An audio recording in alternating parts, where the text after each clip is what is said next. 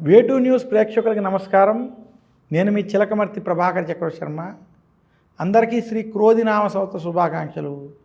శ్రీ క్రోధినామ సంవత్సరం సింహరాశి వారికి చిలకమర్తి పంచాంగరీత్యా దృక్ సిద్ధాంత పంచాంగణితం ఆధారంగా ఈ రకమైనటువంటి గ్రహస్థితి ఉంది.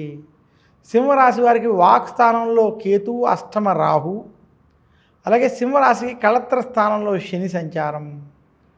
సింహరాశికి ఈ సంవత్సరం విశేషించి దశమ స్థానంలో బృహస్పతి సంచరించడం చేత ఈ సంవత్సరం సింహరాశి వారికి మధ్యస్థ ఫలితాలు ఉంటాయి.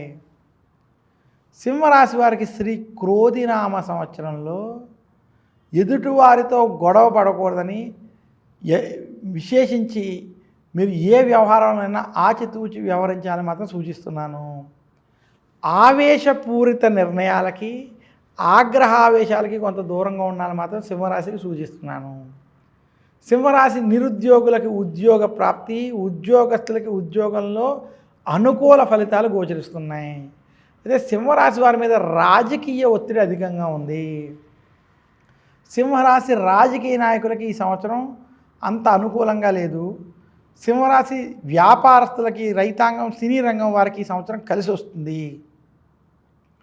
సింహరాశి విద్యార్థులకి మధ్యస్థ ఫలితాలు గోచరిస్తున్నాయి. సింహరాశి వారికి వాక్స్థానంలో కేతు ప్రభావం చేత గొడవలకి, అలాగే ఆరోగ్యపరమైన విషయాల్లో కొంత జాగ్రత్తలు వహించాలి. బీపీ వంటివి కొంత మీకు ఇబ్బంది పెట్టేటువంటి స్థితి గోచరిస్తోంది.